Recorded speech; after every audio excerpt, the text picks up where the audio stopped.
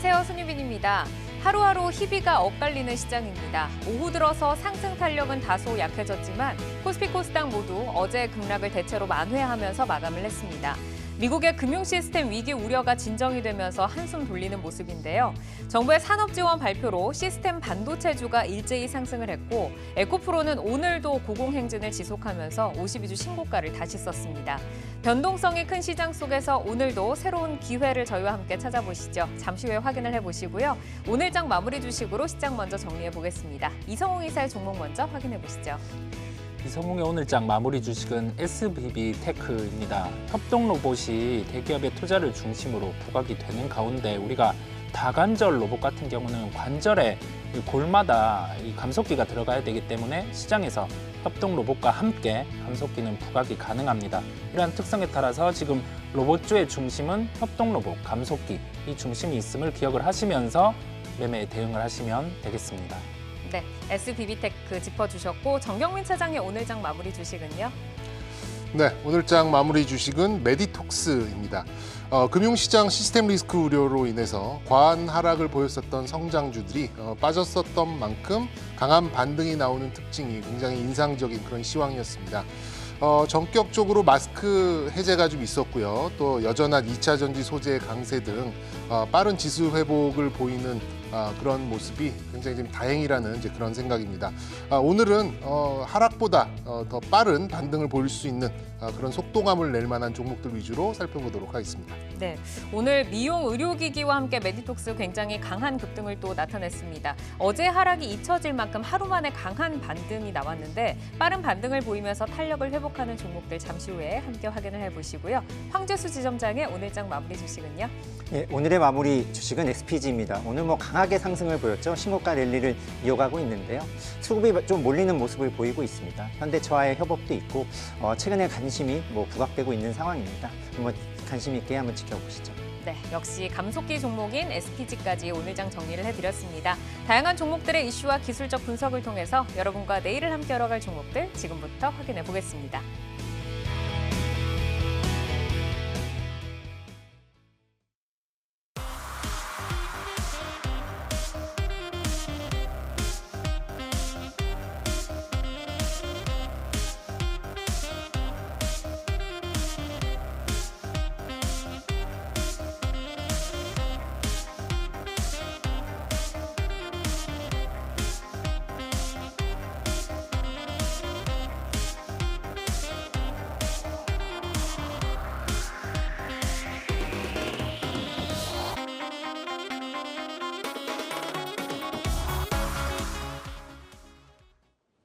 이슈를 통해 성장주와 주도주를 찾아보는 종목인 이슈. 정부의 첨단 클러스터 구축 소식에 주목받은 시스템 반도체 관련주, 그리고 오늘 개막한 인터배터리 2023에서 주목할 신기술과 2차 전지주 진단을 들어보도록 하겠습니다. 시스템 반도체 먼저 보시죠. 윤 대통령이 오늘 비상경제 민생회의에서 국가 첨단 산업단지 조성 계획을 확정 발표했습니다. 300조 원에 달하는 대규모 민간 투자를 바탕으로 세계 최대 규모의 신규 첨단 시스템 반도체 클러스터를 구축하겠다라고 밝혔는데요. 이에 모처럼 시스템 반도체 관련주들 일제히 급등하면서 거래를 마쳤습니다. 자, 국내 최대 배터리 산업 전시회 인터배터리 2023의 막이 올랐습니다. LG에너지솔루션, 삼성 SDI, 그리고 SK온, 이 K배터리 3사를 비롯해서 국내외 2차 전지 관련 기업들이 참여해서 역대 최대 규모로 열리는데요. 특히 K배터리 3사는 이번 전시회를 통해서 차세대 배터리 기술과 제품을 선보일 예정으로 시장에 이목이 쏠리고 있습니다. 시스템 반도체 관련주부터 질문을 좀 드려볼까요? 반도체 산업에 대한 정부의 지원 행보가 속도감 있게 진행이 되고 있습니다. 오늘 발표된 신규 첨단 시스템 반도체 클러스터 구축 시스템, 이 시스템 반도체 산업에 이 오늘의 클러스터 구축이 어떤 좀 의미가 있다고 볼 수 있는지 정경민 차장께 먼저 들어볼까요? 네, 일단 결론적으로 말씀을 드리면 정부의 의지를 다시 확인했다라는 점이죠. 누구나 생각할 수 있는 이제 그런 부분이 아닌가 싶고요. 현재 이제 메모리 중심의 반도체 산업 구조에서 비메모리 쪽의 역량을 좀 키워보고자 하는 그런 이제 큰 그림의 발표가 아니었나 이렇게 좀 판단하고 싶습니다. 어쨌든 반도체 시황이 개선될 때는 역시 이제 반도체의 나라답게 해외 투자자들의 주목을 끌 수 있다는 점이 개인적으로는 좀 포인트가 아니었나 이렇게 좀 판단하고 싶고요. 지금처럼 이제 반도체 시황이 좋지 않을 때에는 이제 뭐 파운드리의 만성적인 공급 과잉이랑은 뭐 지적과 우려 이런 것도 좀 동시에 나오는 이제 그런 상황이었습니다만 뭐 그 누구도 뭐 언제 어떻게 어떤 방식으로 반도체 수요가 어떻게 필요할지 알 수 있는 사람은 없기 때문에 뭐 그런 막연함이 오히려 좀 장점이 될 수 있는 이제 그런 시기가 아닌가 좀 싶습니다. 따라서 이제 지금 이 이슈만 단편적으로만 봤을 때는 뭐 당장 삼성전자나 SK 하이닉스 같은 대형 반도체 메이커보다는 역시 이제 대형 반도체 설비를 위한 장비 또 엔지니어링 등 기본적인 공정에 관련된 이제 그런 종목들 그리고 오늘도 좀 강조가 좀 나왔었는데 반도체 설계 중심의 팹리스 업체들이 뭐 주가가 좀 단기적인 투자 심리 개선세로 볼 수 있는 이제 그런 시각으로 좀 갈 수 있겠고요. 뭐 어쨌든 오늘은 좀 구체적인 방안보다는 다소간 좀 큰 그림 위주로 좀 나왔기 때문에 시장에서도 이렇게 주도적인 그런 모습을 좀 보이기보다는 그래도 이제 지수보다 플러스 알파 정도의 그런 반등이 나왔다 이렇게 좀 평가를 하고 싶습니다. 네, 아직까지 이제 구체화되지 않았다라고 하셨는데 뭐 SK 하이닉스 같은 경우에는 같이 좀 힘을 받지 못하고 오늘 좀 빠지면서 거래를 마쳤는데 이제 정부가 지금 법안에 있어서 좀 시스템 반도체 분야에 좀 중점을 둔 것으로 보이거든요. 여기에는 좀 어떤 이유가 담겨져 있을까요, 차장님? 네, 일단 저는 크게 산업적인 측면 그리고 정치적인 측면 이렇게 두 가지 측면으로 좀 보고 싶은데요. 어떻게 보면 좀 단순화 시켜볼 수 있는 이제 그런 뭐 관점이 아닌가 싶습니다. 산업적으로 봤을 때는 역시 이제 메모리에 특화됐던 그런 구조가 역시 이제 장단점이 워낙 좀 극명하게 나뉘고 그런 나중에 현재는 좀 단점이 부각되는 그런 시황을 보이고 있기 때문에 여기에 좀 보완을 하고자 하는 그런 정책이 상당 부분 있었다 이렇게 좀 보고 싶습니다. 아직까지는 IT 기기 쪽에서는 그러니까 IT 기기 쪽으로의 반도체 수요가 훨씬 더 큰 상황이기 때문에 뭐 향후에 뭐 AI 기반의 모빌리티나 뭐 ICT 뭐 이런 전반에 다품종 소량 생산이 필요한 비메모리 쪽에 미래 수요를 뭐 사전에 좀 대응하고자 하는 그런 요인 그리고 거기에 맞춰서 이제 팹리스의 경쟁력 향상 뭐 파운드리의 생산 능력 향상 뭐 이런 것들을 이제 동시에 강화시키려고 하는 그래서 이제 메모리, 비메모리 할 것 없이 국내에서 향후 이제 반도체 헤게모니를 한번 쥐어보자라는 이제 큰 그림을 그린 게 아닌가 좀 싶고요. 정치적으로 봤을 때는 이건 약간 좀 개인적인 생각인데 뭐 지금 현재 뭐 2차 전지만 보더라도 뭐 IRA다, 뭐 CRMA다, 뭐 이런 또 뭐 전략적이고 지정학적이고 뭐 이런 요인들로 생산 거점을 해외에 굉장히 많이 뺏겼잖아요. 네. 그런 것들을 지정학적 리스크가 있음에도 국내 생산에는 아무 문제가 없을 것이다. 라면서 반도체 전반을 생산을 하고 그리고 반도체 공급을 이제 우리나라에서 강화를 좀 시키면서 대외적인 전시 효과 그리고 수출 효과까지도 좀 내다보는 이제 그런 판단이 아니었나라고 좀 볼 수 있기 때문에 뭐 이런 저런 것들을 좀 요약해서 말씀드리면 뭐 말씀드린 대로 이제 구체적인 그런 방안보다는 다분히 좀 전략적인 그런 행보가 좀 녹아 있는.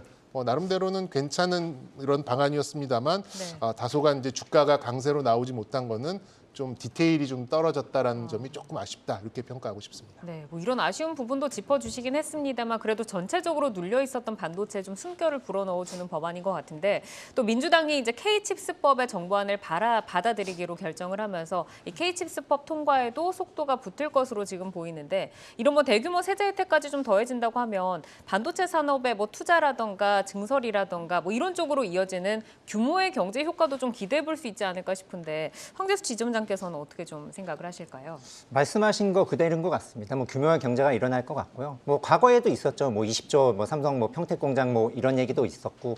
근데 이번에는 좀 정부가 좀 확실히 좀 밀어주는 듯한 좀 분위기가 있는 것 같고요. 네. 뭐 좀 더 구체적으로 K칩스법에 대해서 좀 말씀을 드리면은 기존 정부안이 이제 대기업 같은 경우 세액 공제율을 8%에서 15%로 그리고 중소기업 같은 경우에는 16%에서 25%로 상향하고 뭐 반도체뿐 아니라 뭐 수소, 전기차 등은 포함한 시행령이 아니라 법령을 한다라고 규정을 했고요. 실질적으로 여기에다가 3년간 평균 투자액에 초과되는 부분에 있어서는 추가로 세액 공제율을 올리겠다라는 내용도 포함되어 있습니다. 결과적으로 지금 반도체 하면은 뭐 사실 기흥, 뭐 화성, 평택 이렇게 있는데요. 이천, 뭐 하이닉스 이천까지 결합해서 세계 최대 규모의 반도체 메가 클러스터를 만들겠다. 뭐 기간이 많이 있죠. 사실 네. 1, 2년 내에 될 수 있는 것이 아니라 많은 법적인 부분도 해결을 해야 되고 뭐 이런 부분 때문에 300조 원을 들여서 첨단 산업을 육성하겠다라는 전략인데요. 소위 말하는 말씀하셨던 것처럼 뭐 한국형 IRA가 될 것으로 예상이 되고 있습니다. 한국이 강한 게 사실 반도체고 하지만 반도체 중에서 시스템이 좀 약했던 부분이 있었는데 이번 법안이라든지 칩스법을 통해서 결과적으로는 한국의 약한 부분 그리고 강점이 될 수 있는 부분을 키워서 결과적으로 산업 전반적으로 일자리뿐 아니라 많은 것을 뭐 유치하겠다라고 있는 부분이고요. 결과적으로 시행안을 통해서 벌어들일 수 있는 그러니까 실질적으로 세수 수익을 감소합니다. 세수 수익이 뭐 3조 3천억 가량 감소할 걸로 예상이 되고 있고요. 이게 아마 전체 세수 중에 한 0.8%로 알고 있는데 이 정도의 세수 감소가 결과적으로 투자로 이어질 가능성이 짙고요. 당연히 투자로 이어질 것으로 예상이 되고요. 네. 결과적으로 시설 투자에 있어서 전체 시설에서 2.6%까지 증가하는 효과를 나타내고 있기 때문에요. 반도체 클러스터가 좀 큰 영향을 지금은 아니지만 당장은 아니지만 차차 일어날 것으로 예상이 되고 있습니다. 그러니까 세액에서 감면을 받는 부분이 결국에는 또 이 뭐 증설이나 이쪽으로 네. 또 투자가 될 것이기 때문에 전체적으로 좀 훈풍이 불어올 예상이 된다. 하지만 뭐 단기적으로 보여질 수 있는 효과는 아니다라고 하셨는데 이제 국내 시스템 반도체 산업 내에서 어떤 기술들이 조금 경쟁력을 갖고 있는지 기술력과 관련 업체들에 대해서 점검을 좀 들어보도록 하겠습니다. 정경민 차장께 한번 정리를 부탁드려볼까요? 네, 뭐 이 짧은 시간에 다 언급드리기는 좀 어려울 것 같고요. 오늘 나왔었던 이제 그런 이슈에 좀 입각해서 좀 말씀을 좀 드리자면 역시 오늘 이제 시장에서 좀 가장 강하게 반응을 했었던 게 이제 코아시아 같은 네. 이제 디자인 하우스죠. 뭐 아직까지는 이제 뭐 전자담배 아니면 또 뭐 이 배터리의 매니지먼트 되는 이제 그런 부분에 좀 특화가 좀 되어 있습니다만 아직까지 이제 디자인 하우스 모델이 우리나라에 많이 없기 때문에 좀 유독 좀 많이 좀 부각이 된 것 같고요. 뭐 가온 칩스나 넥스트 칩, 뭐 텔레 칩스 같이 이제 이런 팹리스 기업들이 역시 이제 기술 우위 약간의 좀 특화된 이제 이런 좀 기술력을 좀 가지고 있는 이제 그런 기업으로 볼 수는 있겠습니다만 그간의 어떤 이제 이런 비메모리 시스템 반도체 쪽의 레퍼런스나 기술력 자체로만 봤을 때는 아이러니하게도 뭐 삼성전자입니다. 삼성전자고 또 LX 세미콘 같이 이제 휴대폰의 AP 혹은 디스플레이 IC 이런 쪽에 이제 설계하고 생산하는 대기업들이 좀 주류이기 때문에 주가랑은 이렇게 큰 상관은 없이 움직였던 것 같아요.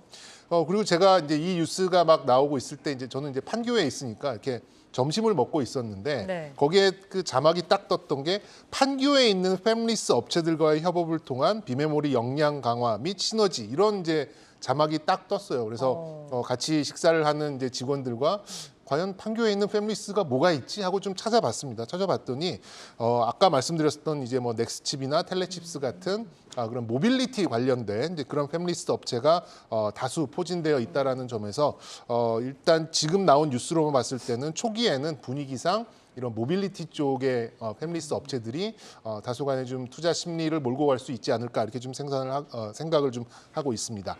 그래서 이제 정리를 해서 이제 매매 쪽으로 좀 보신다고 하면 역시 주가 반응이 빠른 쪽을 보셔야겠죠. 그래서 말씀드린 대로 모빌리티 그리고 AI 쪽이 교집합을 갖고 있는 그리고 현재 어느 정도 수급의 선호도를 가지고 있는 뭐 이런 쪽에서 찾으시면 될 것 같아요. 말씀드렸었던 뭐 코아시아나 뭐 가온칩스, 넥스칩 뭐 이런 쪽 보시면 될 것 같고 만약에 이제 시간에 기댄 좀 투자를 하신다라고 보면은 역시 대형 반도체, 그러니까 진짜로 돈을 버는 기업에 투자를 하신다고 하면 역시 이제 대형 반도체 기업들의 체력과 자금력을 믿고 이렇게 가시면 좀 좋을 것 같습니다. 그래서 관련된 뭐 종목은 뭐 다음 질문에 제가 이어서 좀 대답을 해드리도록 하겠습니다. 네, 마치 다음의 드라마를 기다리듯이 잠시 뒤에 또 들어보도록 하겠습니다.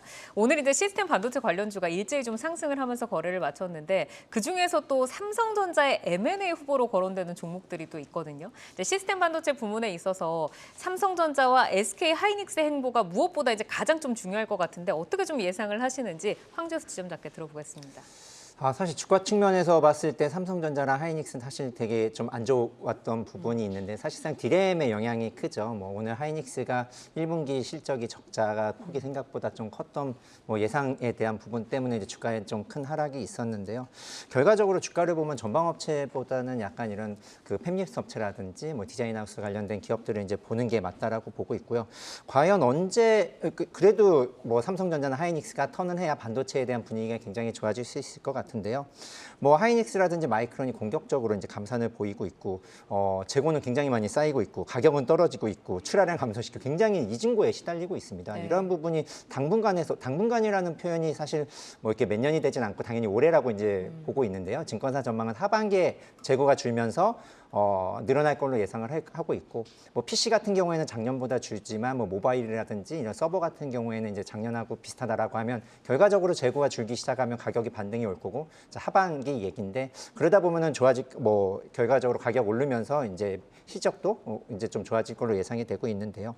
사실상 좀 장기적으로 보면 뭐 올해 하반기로 이제 반등을 전망을 하고 있지만 좀 장기적으로 보면 호재성 뉴스가 계속적으로 나오고 있습니다. 오늘 시스템 반도체에 대한 부분, 클러스터에 대한 부분도 영향이 미칠 거고, 실질적으로 챗 GPT라든지 모빌리티에 대한 부분이 결과적으로 뭐 하이닉스에 대한 뭐 디램의 수요라든지 낸드에 대한 수요도 증가할 걸로 예상이 되고 있고, 뭐 시장 자체가 시스템이 커가니까 삼성전자가 그래도 잘했었던, 지금은 좀 TSMC에 많이 밀리지만 그래도 잘했었던 부분에 다시 역량을 집중시켜서 살아날 수 있는 기회가 생길 걸로 예상이 되고 있는 부분이기 때문에 뭐 이런 디자인 하우스나 이런 팹리스 업체로에 대한 중소형주는 그래도 주가로는 안정적일 수 있을 것 같지만 하이닉스나 삼성전자는 당분간은 좀 쉽지 않은 주가가 이루어질 것 같습니다.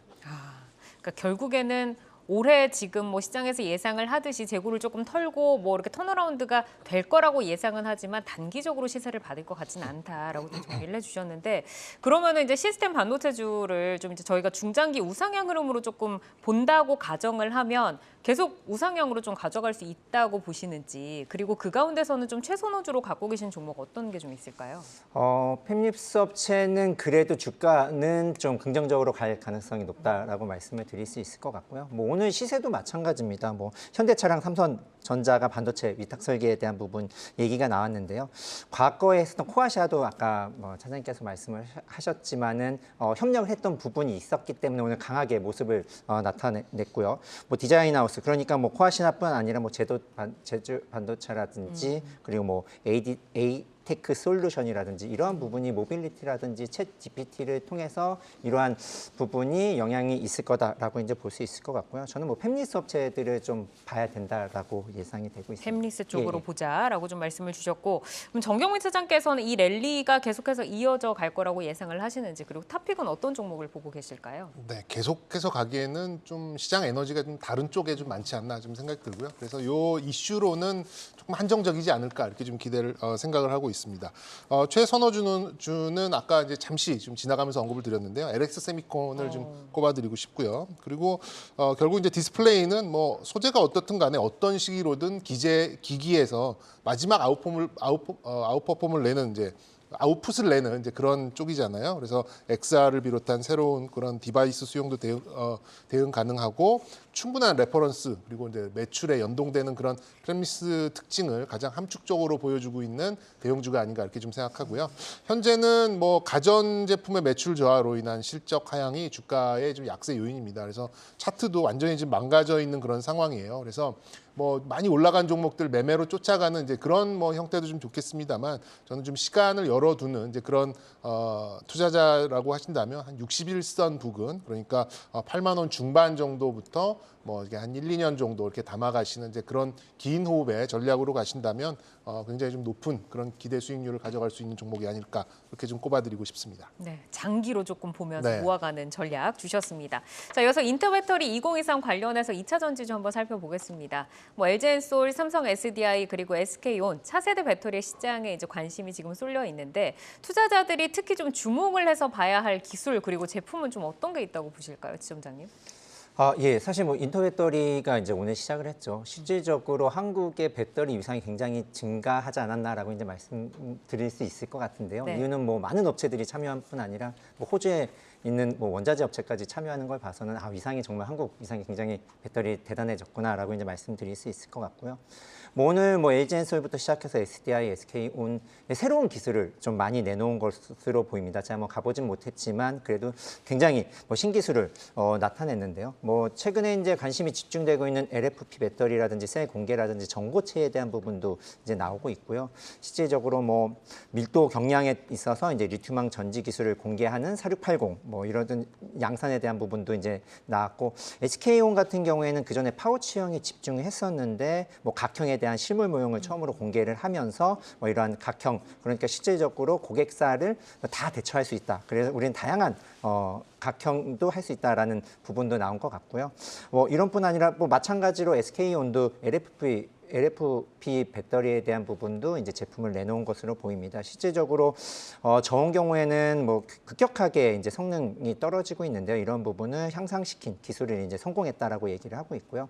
뭐 SDI 같은 경우도 이제 사물 인터넷을 연결한 어플리케이션을 이제 연결했던 이제 사물 배터리도 이제 기술이 나왔고 실질적으로 전고체 배터리에 대한 부분도 요즘 얘기가 많이 나오고 있는데요. 네. 독자적으로 해서 이제 고체 전해질 소재에 따른 리튬 응급 극대로 이제 수명을 굉장히 늘렸다라고 이제 얘기를 하고 있습니다. 또 완성도가 높다라고 이제 얘기를 하고 있는데요. 뭐 이러한 부분 결과적으로 세계를 선도할 수 있는 기술을 이제 좀 내놨다라는 부분이 좀 고무적이다라고 말씀드릴 수 있을 것 같습니다. 세계를 선도할 수 있는 기술.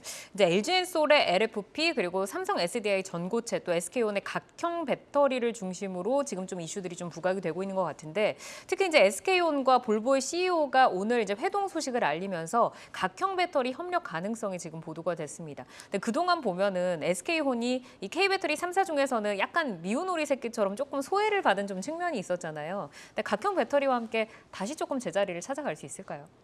결론은 가능하다고 보는데 그 시기에 대해서는 좀 의문입니다. 뭐 저는 이제 그러니까 SK 이노베이션이죠. SK 이노베이션의 주가만 봤을 때는 SK 온의 어떤 가치가 딱 표출되게 되는 시점은 이제 분산 시점, 그러니까 기업이 분할되는 그런 시점으로 보는데 그렇다면 뭐 당장 뭐 내일 다음 주는 아니라는 얘기겠죠.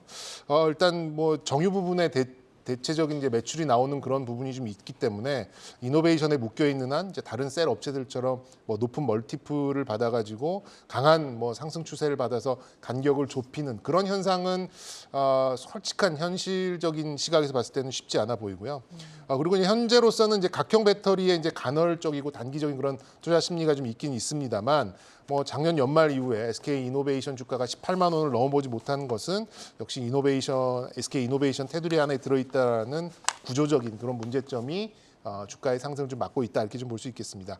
SK 온의 장점은 고객사 요구에 능동적으로 이제 적용이 가능하다라는 점이에요. 형태를 뭐 각형으로 갔다가 뭐 다른 형태로도 갔다가 이렇게 고객이 원하는 대로 빨리빨리 이렇게 적용이 가능하다라는 점인데 이게 또 단점이 뭐냐면 고정비를 압도적으로 뛰어넘을 정도의 그런 마진을 만들어내지 못한다는 그런 단점이 있기 때문에 이렇게 압도적으로 그 고정비를 뛰어넘을 수 있는 공급 계약 뭐 여기에 따른 아쉬움이 있다 보니까 저는 뭐 당분간은 좀 묶여 있는 그런 주가가 나오지 않을까 싶습니다. 그러니까 고객사 맞춤 서비스를 하고 있는데 이것이 또 비용적인 문제로 좀 발생을 하고 있는 부분을 짚어주셨습니다. 자, LG엔솔 같은 경우는 ESS용 LFP 배터리를 공개를 하는데 이게 이제 본격 상용화 언제쯤이면 좀 현실화될지 지점장께서는 어떻게 보고 계실까요? 뭐 결론을 말씀을 드리면 우선 난징 공장 일부를 이제 LFP 뭐 생산 라인으로 전환할 것으로 보이고 있고요. 말씀하신 대로 뭐 ESS용 LFP부터 진출을 통해서 결과적으로 자동차에 들어가는 것까지 완성하겠다라는 부분이고 올해 이제 미국 홀랜드에 있는 공장에 이제 LFP 라인을 구축해서 올해 뭐 10월로 예정이 되어 있는데 될지 안 될지는 이제 가봐야 되겠지만 10월로 이제 예정이 되어 있어서 생산 목표를 세웠습니다. 이러한 부분은 곧 이제 현실적으로 다가온다라고 볼 수 있고요. LFP를 보면은 실질적으로 성능은 저희가 이제 삼원계라고 해서 국내에서 굉장히 강점이 있는 니켈, 코발트, 망간을 이용한 배터리가 성능도 좋지만 이제 가격이 비싸다라는 부분이거든요. 실질적으로 폭스바겐이라든지 포드라든지 테슬라가 결과적으로 가격 경쟁력을 이유로 뭐 수요가 발생하다 보니까 중국의 강점이었던 부분이 한국에서도 이 수요를 맞추기 위해서는 생산할 수밖에 없는 부분이고요. 성능이 좋지만 가격이 싼 것도 분명히 수요가 굉장히 클 수 있기 때문에 이런 부분을 대처하지 않을 수 없습니다. 결과적으로 올해 생산을 시작할 것으로 예상이 되어 있기 때문에요. 한국도 LFP에 대해서 중국이 전체 시장에서 대부분을 차지하고 있고 뭐 전 세계 글로벌로는 한 27%가 이제 비롯되어 있는 것 같은데요.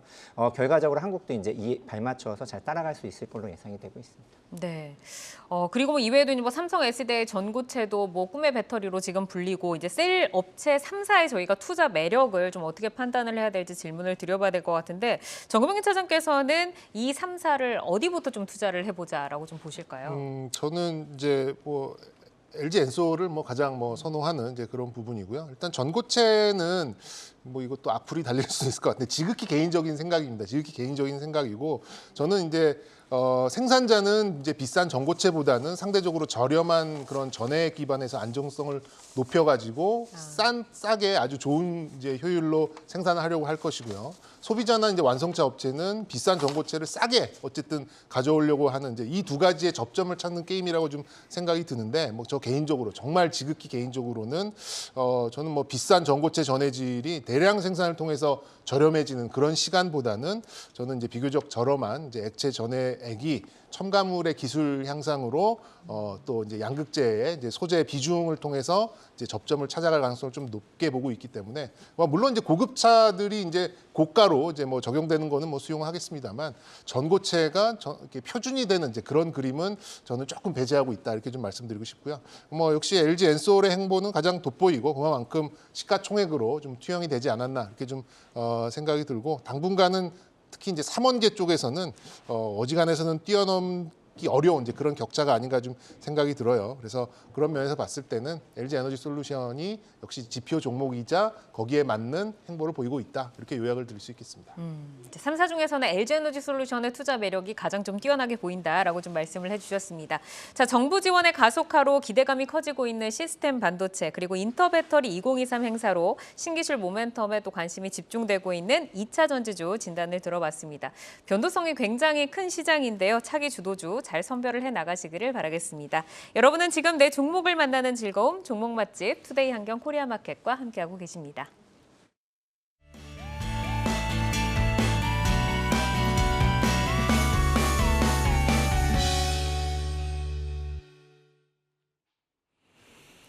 장 마감 후 4시부터 6시까지 진행되는 시간의 투자리그, 시간의 거래 동향 만나보는 이 시각 시간의 단일가 박수진입니다. 정규장 마감 후 오후 4시부터 6시까지 10분 단위로 시간의 단일가 거래가 이뤄지는데요. 이 시각 시간의 단일가를 통해 시간의 주요 종목 등락률 실시간으로 생생하게 전달해 드리겠습니다. 그럼 이 시각 시간의 단일가 코스피 상승률 상위부터 보겠습니다. 네, 유유제약 우선주가 9.9% 상한가로 거래가 되고 있고요. CI테크 역시 9.6% 상승하고 있습니다. 지역 난방공사 9.3% 상승하고 있는데요. 3거래 연속 하락 흐름이었는데 현재 시간에서는 9% 강한 상승 보여주고 있습니다. 자이S&D도 보겠습니다. 중소형 건설사죠. 4거래 만에 반등에 성공한 종목인데요. 그 에너지 이어가면서 6.8% 상승하고 있네요. 계속해서 이 시각 시간의 단일가 코스닥 상승률 상위 보겠습니다.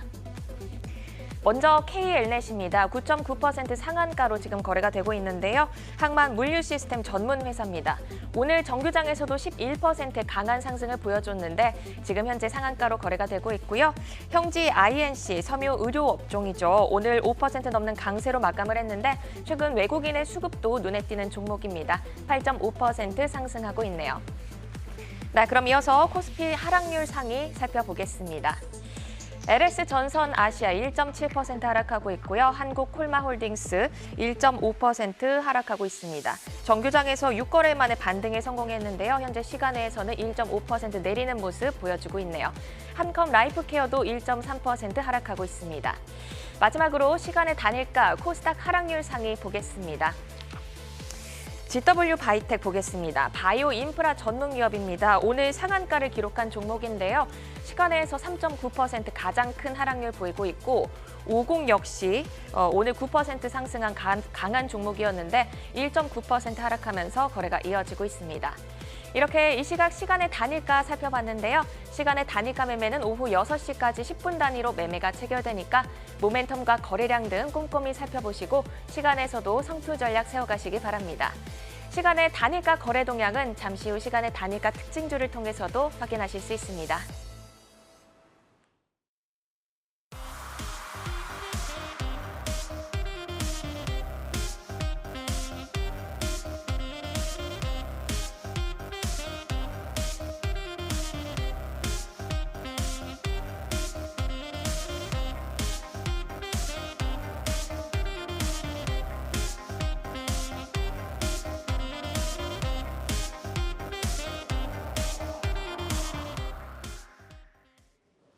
네, 시간의 단일가 움직임 만나고 왔습니다. 또 내일을 여는 유망주는 어떤 종목이 될지 전문가 세 분이 가지고 오신 내여주에 대해서 이야기를 나눠보도록 하겠습니다. 화면으로 확인을 해보시죠. 자, 이성웅 이사 첨보 가지고 오셨고요. 정경민 차장 TNL 그리고 황재수 지점장 윤성 FNC 가지고 오셨습니다. 마법의 가루 첨보부터 한번 볼까요? 저희 뭐 SDI와 이어지는 좀 흐름인데 우선 첨보 같은 경우는 1분기에 실적 부진 우려가 좀 불거지면서 지금 시장에서는 조금 뜨겁게 달아오르지 못하는 분위기입니다. 지금 모멘텀 어떤 거 있을까요? 우선 가깝게 짚어주신 것처럼 1분기 실적에 대한 부진의 가능성은 명백합니다. 실적 시즌에 당연히 안 좋게 반응을 하겠죠. 그런데 안 좋은 실적은 이제 주가에 반영이 되는 단계겠고 여기에 더해져서 1분기 실적이 뭐 안 좋은 거 나왔을 때 그때는 매수 대응을 할 만한 가격대까지 하락을 해 있습니다.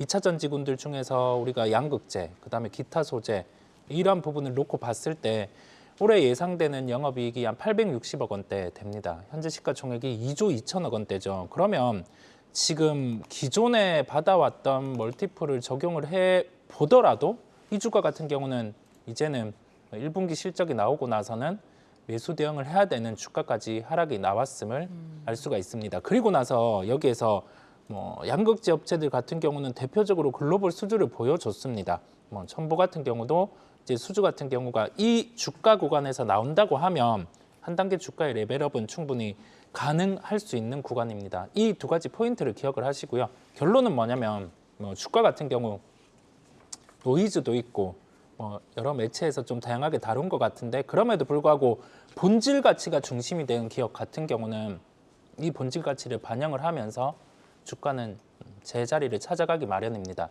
1분기 실적의 부진 이 측면 확인을 하면서 그때는 매수 대응을 해도 되는 종목임을 강조드립니다. 그러니까 이제 실적 부진이 지금 주가에 반영이 되면서 지금 주가가 이제 121선을 터치를 하고 있고 수급도 외국인 기관 다 비어 있는 것 같은데 매력적인 자리다라고 하셨어요. 그럼 가격을 지금 접근해서 어디까지 좀 열어두고 전략을 세워볼까요? 우선 차트를 통해서 제가 보면서 말씀을 드리도록 하겠습니다.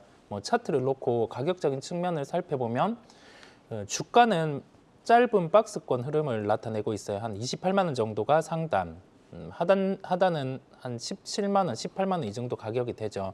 우선은 매수가는 22만 5천 원으로 책정을 했습니다. 왜냐하면 단기 이평이 이렇게 역으로 걸려 있고 그러면 주가 변동성은 한 차례 더 가격으로는 한 21만 원대까지도 충분히 열려 있습니다. 그렇다 보니 매수가를 지금 가격보다는 일부 낮게 제시를 해드리고요.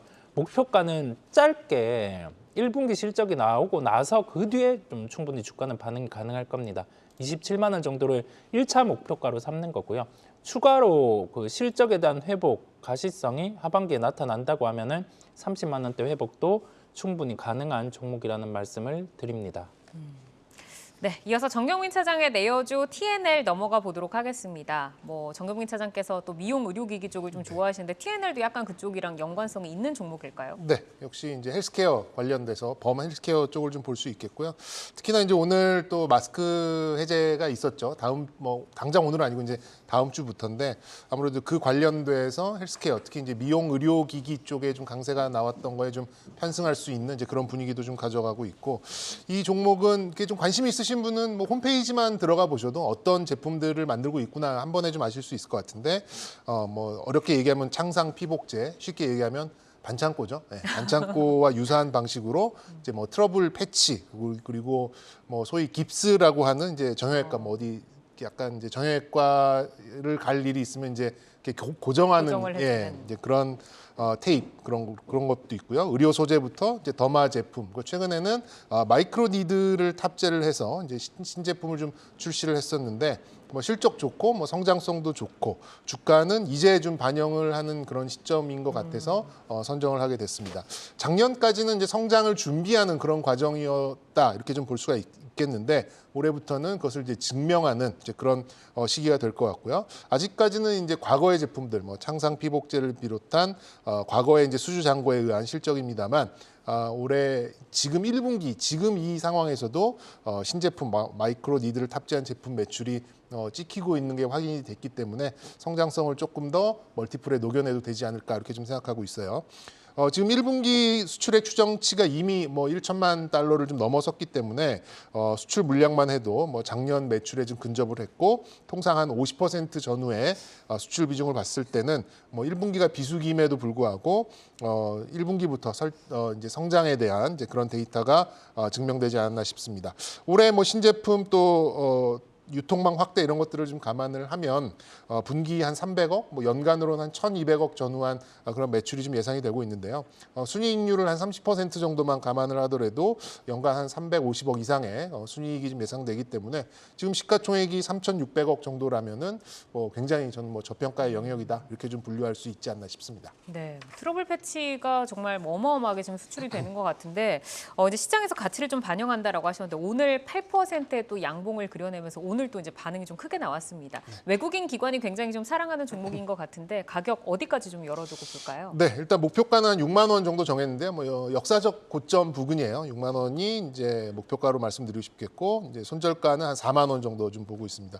올 연초를 기준으로 꽤 올라왔어요. 200일선을 기준으로 지금 현재 3만 원 후반부터 지금 4만 원 중반까지 올라왔기 때문에 약간의 이제 매물벽을 좀 막고 있는 그런 상황입니다만 어제만 하더라도 굉장히 암울했었죠. 한 3, 4일 동안 음봉이 좀 강하게 나오면서 뭐 10% 이상의 하락이 좀 나왔습니다만 오늘 그것을 다 뚫어내고 한 번에 회복하려는 그런 양봉이 나왔기 때문에 이건 뭐 굉장히 좀 고무적인 이제 그런 양봉이 아닌가 좀 생각이 들고요. 말씀 주셨듯이 수급 상황도 기관 외국인이 코스닥에서 상당히 높은 순위의 순매수를 좀 보였다는 점이 이게 저점 부근이 아니라 고점, 그러니까 저항선 부근에서 나왔다라는 점을 좀 감안을 해봤을 때는 글쎄 뭐 내일 만약에 4만 5천 원 정도 넘어서는 이제 그런 양봉만 좀 만들어낸다면 그 다음부터는 매물도 없이 갈 수 있는 부분이기 때문에 한번 역사적 고점을 향한 그런 움직임을 좀 지켜보시는 것도 재미있는 포인트가 될 것 같습니다. 네. 자, 이어서 황재수 지점장의 종목 윤성 FNC를 보도록 하겠습니다. 뭐 2차 전지 믹싱 시스템 관련주인데 지난해 흑자 전환에 성공을 하면서 올해 성장성 더욱 주목을 받고 있고 작년 이제 11월에 상장을 해서 상장 당일의 종가 대비해서는 뭐 거의 2배 가까이 지금 올라오곤 있습니다. 경쟁력 어디에서 좀 찾아봐야 될까요? 뭐 작년에 이제 공모할 때 이제 어려웠었던 부분, 공모가 밑으로 떨어졌던 부분은 사실 시장이 굉장히 안 좋았기 때문에 그랬던 부분이 있고요. 이제 제자리를 찾아간다라고 말씀드릴 수 있을 것 같습니다. 뭐 그 2차 전지 제조업에 있어서 이제 앞에 공정이죠. 전국 공정에 있어서 믹싱 공정에 이제 들어가는데요. 실질적으로 믹싱, 뭐 섞는다라고 보시면 될 것 같습니다. 양극이라든지 음극재라든지 양극재를 섞어서 그 슬러리에다가 이제 잘 발라야 되기 때문에요. 기술은 얼마나 균일하게 점도도 균일하게 이제 잘 섞냐에 대한 부분이 있습니다. 섞는 게 기술력이 많이 필요해라고 의문을 보실 수 있을 것 같은데요. 완전 균일해야 됩니다. 뭐 먹는 거랑은 다르게 뭐 이제 빵을 뭐 섞는다든지 다른 음식을 섞는다라고 했을 경우에는 뭐가 이제 좀 뭐 묻어도 되고 뭐 이렇게 뭐 해도 뭐 크게 영향 없지만 여기는 굉장히 성능에 굉장히 영향을 미치기 때문에 균일하게 해야 됩니다. 예를 들어서 그 이런 믹싱 장비 안에 있는 뭐 이게 섞다 보면 이제 찌꺼기가 발생할 수도 있고 뭐 수분이 발생할 수도 있고 이런 부분도요 다 잡아야 되고요. 이런 옆에 있는 묻어 있는 것도 다 이제 처리를 해야 됩니다. 이런 부분이 기술력으로 되어 있어서 점도가 높아지면은 성능, 배터리 수명이나 성능, 충방 전에 어려움을 겪게 되고 있기 때문에요. 지금 균일하게 해야 됩니다. 경쟁력이 어디 있냐 했을 때 실질적으로 타 경쟁사 대비해서 굉장히 큰 용량으로 할 수 있고요. 신속하게 할 수 있고 균질하게 할 수 있습니다. 타 경쟁사 같은 경우에는 2,300리터에 대해 규모로 하고 있고요. 실질적으로 여기는 4,000리터까지도 가능하기 때문에 경쟁력이 있다라고 보시면 될 것 같고요. 과거에는 전체 공정 중에서 제조 공정 중에서 한 5%를 차지했던 믹싱 공정이 지금은 10%까지 올라와 있기 때문에 그만큼 중요도가 커진다라고 볼 수 있고요. 지금은 이제 SK 온향으로 이제 많이 나가고 있습니다. 최근에 발주를 시작하면서 수주 잔량이 굉장히 많이 올라갔는데요. 이런 부분이 이제 SK 온향으로 이제 100% 다 나가고 있고요.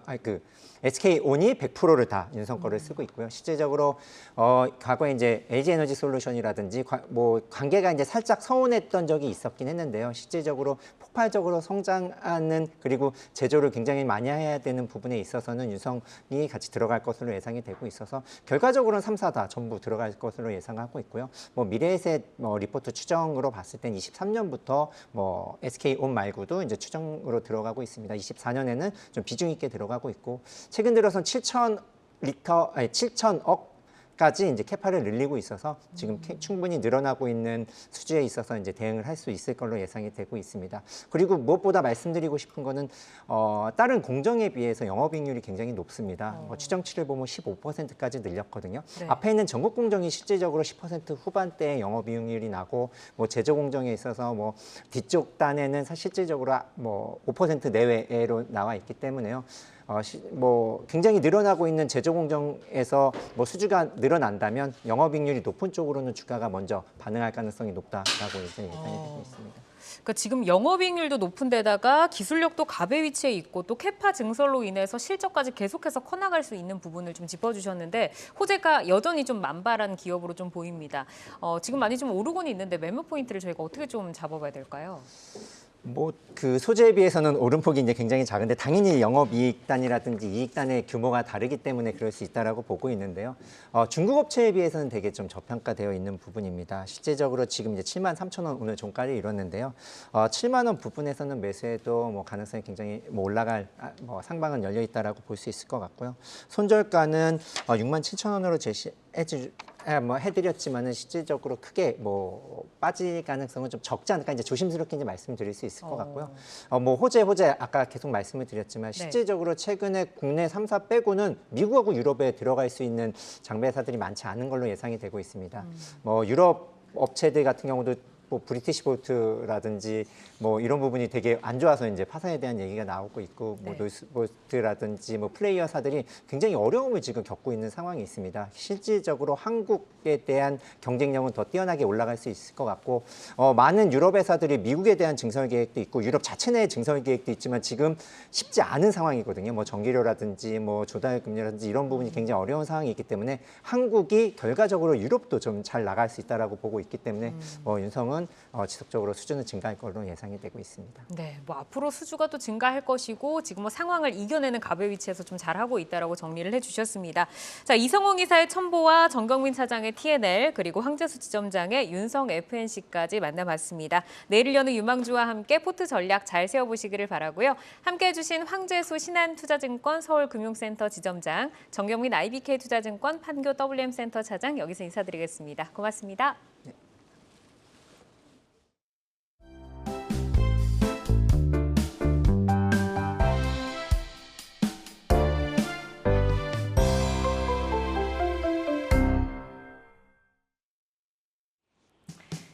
시간의 단일가 거래 속 특징주들을 따라가보는 시간의 단일가 특징주 탑5입니다.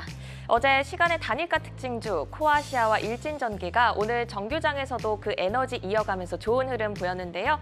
시간의 단일가 거래는 내일장까지 연결돼 움직이는 특징주들이 많습니다. 함께 하시면서 매매 전략에 잘 활용해 나가시기 바랍니다. 그럼 시간의 단일가 특징주 탑5 5위부터 확인해 보겠습니다. 바로 오픈베이스입니다.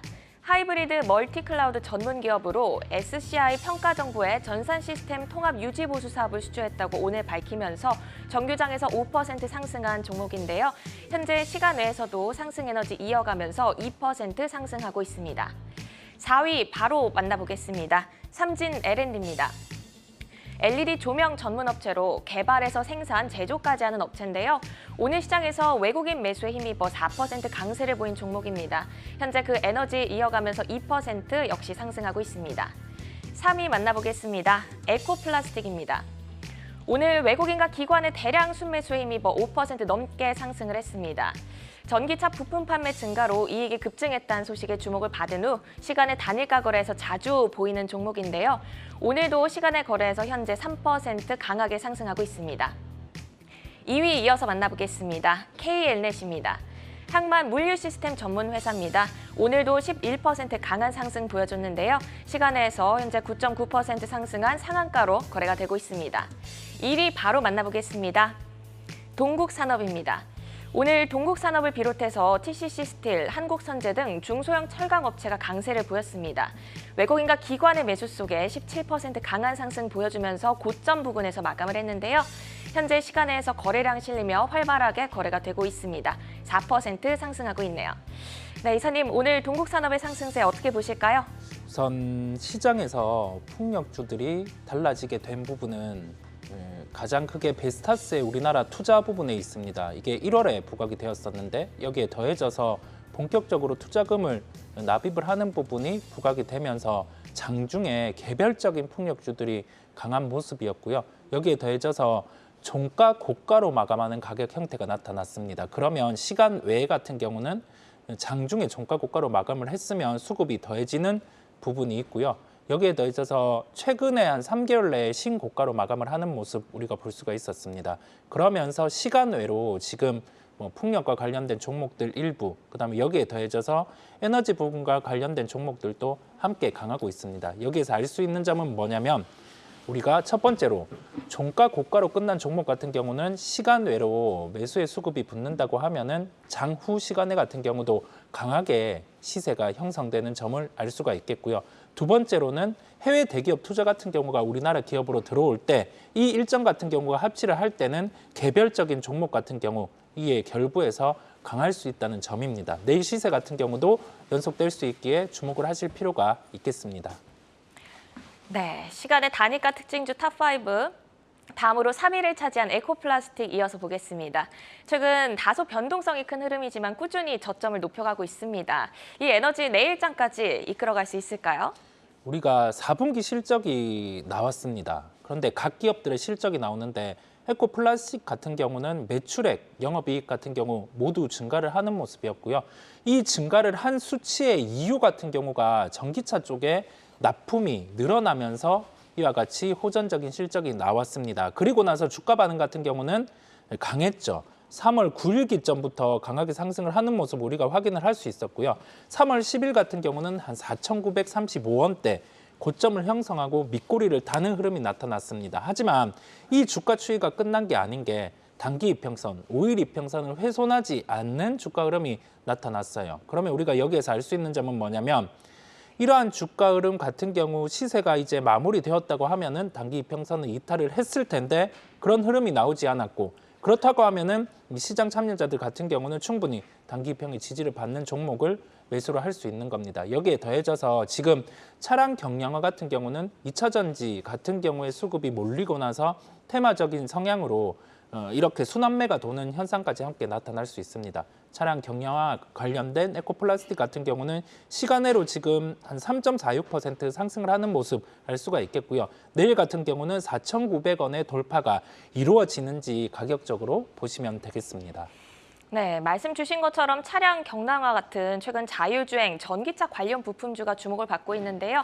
단기 이평선을 깨지 않는 점도 좀 긍정적인 평가를 주셨습니다. 그러면 저희가 긍정적인 시각 갖고 접근해도 될까요? 네, 긍정적인 시각을 갖고 접근을 하면서 가격적인 측면에서는 우선 종가 기준으로 4,900원대를 안착하는지 여부를 보시는 게 중요하겠습니다. 이 가격을 기억하실 필요가 있겠고요. 저항을 받고 밀린다고 하면은 그때 같은 경우는 그 손절이라든지 매도 같은 경우를 충분히 고려해야 되는 저항 가격이라고 할 수 있겠습니다. 네, 이렇게 에코플라스틱까지 짚어봤고요. 내일장 키워드 어디에 중점을 두고 대응해 나가면 좋을까요? 내일장 키워드는 2차 전지 수급의 유입이 지속되는지 여부겠습니다. 이렇게 말씀드리는 이유는 뭐냐면 지금 2차 전지와 관련된 종목들 일부가 좀 가지고 있는 내재 가치, 그다음에 미래 가치 2, 3년치를 가지고 와도 좀 과도한 시가총액에 위치를 하고 있어요. 그렇다 보니까 지금 이러한 현상은 수급을 부르는 그러한 좀 과도한 국면입니다. 이쪽에 수급이 빠져야지 나머지 업종들 같은 경우가 수급이 유입이 될 수 있기에 내일장 주목해야 되실 부분은 2차 전지와 관련된 수급의 지속 여부라는 점을 말씀을 드렸습니다. 네, 저희가 2차 전지 수급에 대해서 계속 동향을 주시해보자라는 말씀 주셨는데요. 오늘도 뭐 에코프로 BM이나 에코프로도 굉장히 강하게 상승을 했습니다. 여기에 대한 시각을 저희가 좀 긍정적으로 갖고 가기엔 좀 위험해 보이고 어떻게 보시고 계실까요? 우선은 보유자분들의 영역입니다. 이게 왜냐하면 에코프로 BM 같은 경우는 다시금 시가총액 같은 경우가 20조를 시도를 하고 에코프로 같은 경우는 10조 원을 넘어섰단 말이죠. 특히 에코프로는 지주사 성격을 갖추고 있는데 10조 원의 시가총액 이상이라는 점은 좀 오버페이스가 있습니다. 그렇다 보니 매매하실 분들은 참여를 해도 되겠지만 지금 국면에서는 좀 보유자분들의 영역이라는 점을 강조를 드리면서 이후에 좀 이 수급이 빠져서 어느 쪽으로 수급이 들어가는지 여부를 체크를 하면서 시장을 바라보시는 게 낫다는 결론입니다. 네, 오늘 뭐 대표적인 에코프로나 에코프로 BM뿐만 아니라 제이오 같은 그런 종목들도 많이 갔단 말이죠. 이 종목에 대해서는 또 어떻게 보고 계실까요? 우선 그 배터리와 관련된 컨퍼런스가 지금 개최가 되고 있죠. 네. 코엑스에서 개최가 되고 있다 보니까 개별적인 부스가 있는 제휴 같은 경우가 부각이 되는 모습이었어요. 이 업종 안에서 순환매 현상이라고 보시면 되겠습니다. 종목 같은 경우 신규 상장 이후에 그리고 나서 새로운 사업이 부각이 될 때 단기평 깨지 않는 뭐 이러한 종목들은 시세가 날 수는 있어요. 날 수는 있는데 선택과 집중이 필요합니다. 2차 전지 순환매가 다 돌고 나면 그리고 나서는 다시금 업종의 중심들, 폐배터리, 뭐 성일하이텍, 그다음에 2차 전지 양극재, 에코프로 BM 좀 과도하다 하면 LNF 이런 식으로 업종의 중심이 되는 쪽으로 수급이 다시 집중이 될 거기 때문에 지금 좀 2차 전지 안에서 종목 버려놓고 보는 건 아니라는 점을 말씀드립니다. 네, 말씀 주신 것처럼 LNF를 좀 짚어주셨었는데 LNF를 가지신 분들은 상대적으로 조금 박탈감이 있으실 것 네. 같아요. 이 종목에 대해서는 어떤 뷰를 갖고 계실까요? 우선 LNF의 가장 큰 중요한 포인트는 그 수주가 나야 된다는 점인데 직납의 수주로 우선 보여졌어요. 그리고 나서 주가 같은 경우가 저항을 받고 지금은 밀려 있습니다. 다음 필요한 게 뭐냐면 수주 그런 부분보다 우선은 뭐 자금 조달 그런 부분이 뭐 선행이 돼야 되겠죠. 자금 조달이 된다면 여기에 더해져서 추가적인 수주가 나온다는 점이겠습니다. 그 포인트를 놓고 지금 에코프로 비행가 LNF 시가총액 이 점을 대입을 해보면 괴리가 너무 큽니다. 뭐 한쪽이 내려오든 한쪽이 올라오든 키를 맞출 텐데 한쪽이 올라가는 케이스의 발생 가능성이 높아요. 그렇다 보니까 LNF에 대한 관심 높게 가지시는 걸로 결론을 짓겠습니다.